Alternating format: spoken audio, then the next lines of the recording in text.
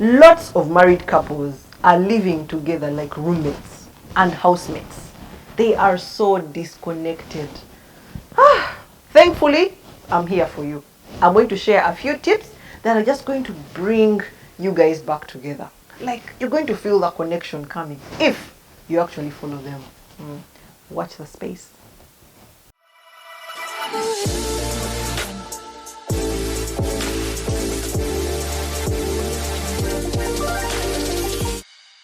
The first tip is that you need to move from emotional love to intentional love. I've shared this with you. When you're dating and you've just gotten married, you're high on emotions, and emotions cannot be relied on. You've seen. I've also shared, like, when I was on campus, my then boyfriend Stephen used to come all the way from Mukono to come and see me. Then you get married, my friend. Even moving from the bedroom to the sitting room to pick something is a problem. Because now all those emotions, those high, it's like a drug, has gone off. Now in marriage, you need to step up, and it has to be intentional love. In marriage, many times you don't do things because you feel like it. You start to do things because you need to do things, okay? So many couples find that disconnect because they are still hanging on to the other emotional love. And he's no longer, he's no longer doing this for me. It's intentional, so you have to put in the work. You have to call each other. Yes, you're busy and all the things. You have to make time. I met a certain lady. She said, "Hey, I know you from YouTube, Lisa, what?" And we got talking. And then she began to tell me that, 8 years in marriage, things are just, it's like you're just living together. Like, it's just, hey, I don't know what's wrong. But my husband is busy. He works up to one night time. And then when I get a day off, when I get a day off, he's working. When he gets a day off, I'm working. I'm like, So what's the plan? You need to be intentional. Find a way out. The moment you recognize that the passion is going, things are drifting apart, you're noticing some gaps, fall in line. Schedule date nights, meet. Please, you need to put in the work. If you don't do it, no one can do it for you. Even if we pray for you, and you're not trying, how do you want to reconnect when all of you are on your own things? So please, it has to be intentional love. Waiting for those butterflies to come, you might wait forever. So please, ensure that you put in the time, prioritize one another. If you need to say no to certain jobs, say no. If you need to say no to certain work, to certain people, please say no, because your marriage is important, okay? You can't be too busy for each other, guys. And then there are people, you're together but you're distracted. You get that point? Like, even if you're in the same house, you're distracted. This one is on the phone, this one is watching a match. Like, you always have activities that are just putting you apart. So you need to come back together. Please come back, and focus on being intentional about your marriage. That's the tip that's going to help you. The second tip that is going to help you reconnect with your partner is if you learn to understand differences.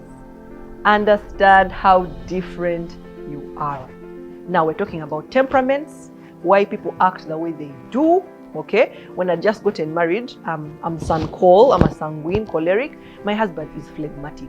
So he likes his space. He likes to just get a cup of tea and go and sit outside alone. And I used to say, but what's wrong with this guy? Why he doesn't want to be with me? What's the problem, Until I got to understand he needs some time alone. He needs to just rethink, be in his own space. So the moment you don't understand those differences, you'll be complaining.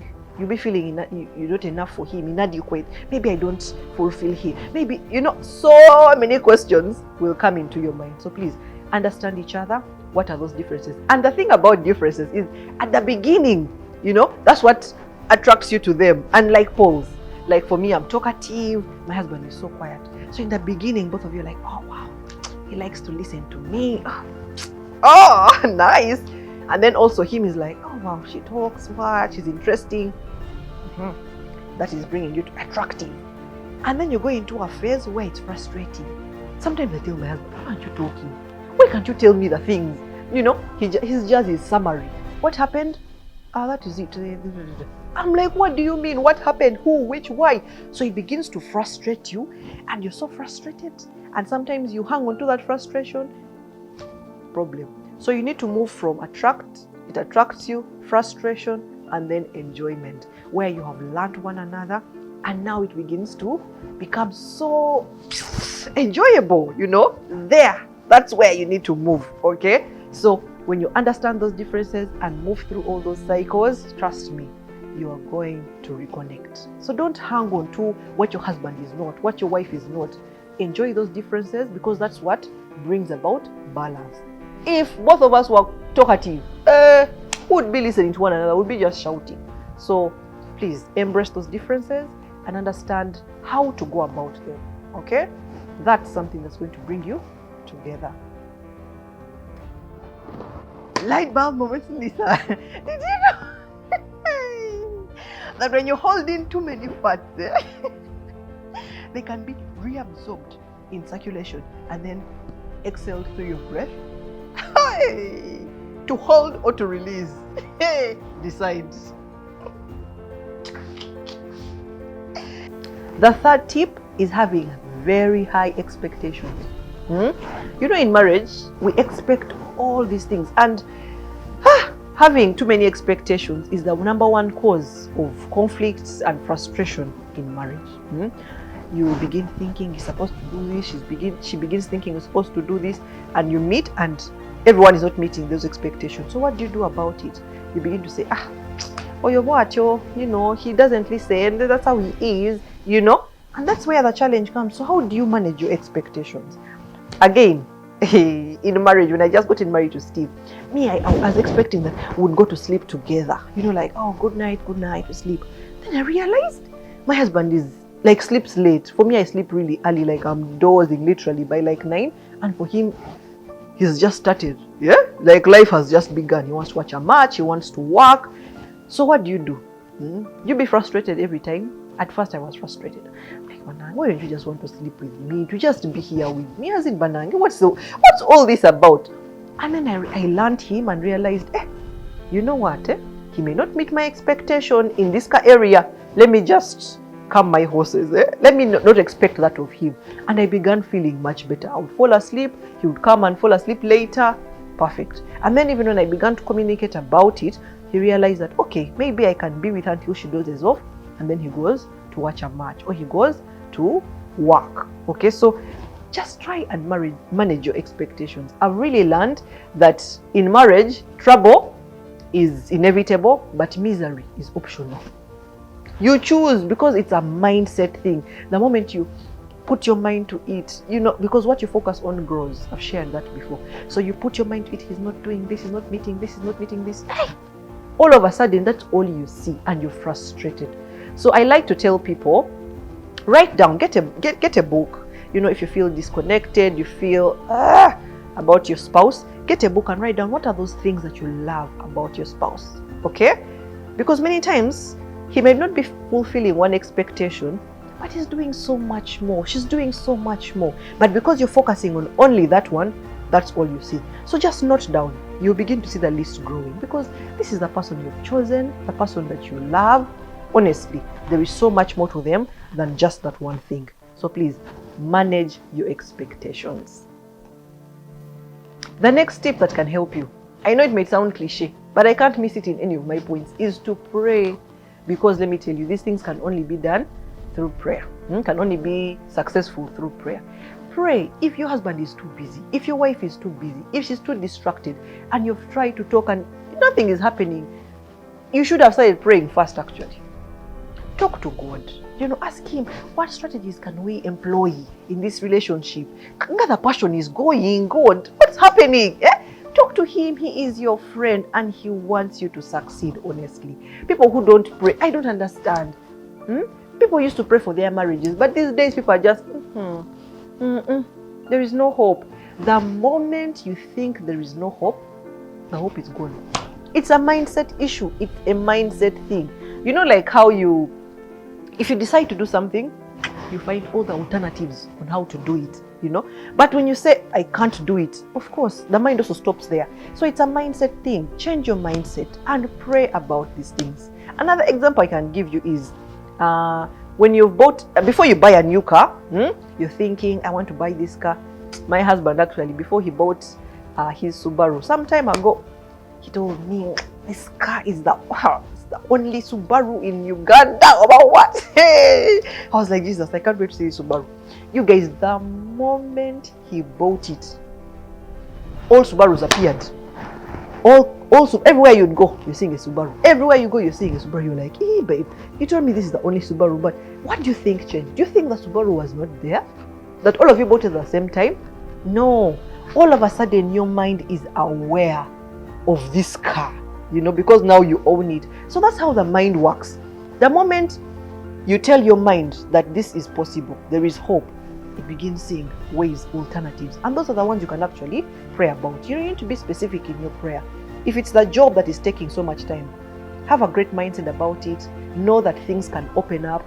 Pray about it. God, this job, maybe he may not leave it, but may his employers understand. May he get favor, that he can get flexi time. Are you seeing it? So don't just say, this man, he didn't give me time, he's busy. Take it to God, but also take it to God properly, with some strategy, with a plan. Yeah? Let me tell you, that is going to bring the spark back, the connection back. Please, we don't want married people living like as if roommates. No, today it's stopping. No.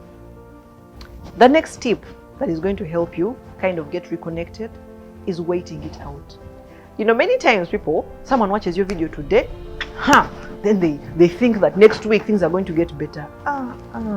It's a process, you know. You have to put in the work for a consistent period of time. You have to be consistent about these things. Don't try 1 week, things are not working out, the chick is not changing, the man is not changing. You're like, these things don't work. Even a month, wait it out. Guys, people want quick fixes. There is no quick fix. Actually, if anyone ever gives you a quick fix that by tomorrow you and your spouse, lies. It's a lie. It's a lie. It's a lie. It's a lie. You know that song? Quick fixes don't work, let me tell you. So it's continuous working on this marriage, on this journey. Some people have seen results even after a year, but being consistent about it. So please, wait it out. Don't rush things. It will get better. The problem, people want to jump out of things. 3 months, things are too hard. How can things be too hard after 3 months? Guys, please, let's be serious. Wait things out. God is working behind the scenes. You can't see it, but he sees it. May you find rest in that. So my final point for you is you need to seek help.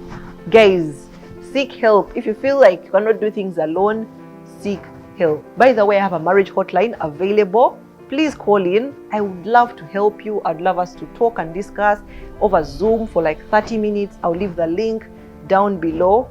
The marriage hotline is something you can use. Talk to counselors. Talk to friends, you know. Maybe your partner respects certain people in his life. Talk to them so they can come and actually help you in the marriage. You guys, people, do not die alone. Everything you're going through, someone else has gone through it and found a strategy that works, okay? So these things of feeling like a failure just because you're calling Lisa Kusiima, it doesn't work. Lisa Kusiima could have some answers, some advice, can give you a different perspective, you know, because sometimes we are boxed into our own thinking. But when we look elsewhere, when we ask and talk to other people, we begin to see, oh yes, I didn't think of that, okay? So please, seek help. That's the thing that I know is going to kind of bring you back together. We want that fire to come back. We're igniting flames, yeah, today. So guys, if you've loved this video, if you found this video helpful, why not share it with a friend? As in, you guys could save a marriage out there, but you're not sharing. So please, share and let them know there's someone here that can help them, that can give them advice. And I would also love to hear in the comment section. I always love engaging with you guys. My name is Lisa Kusiima, and I'm here to inspire.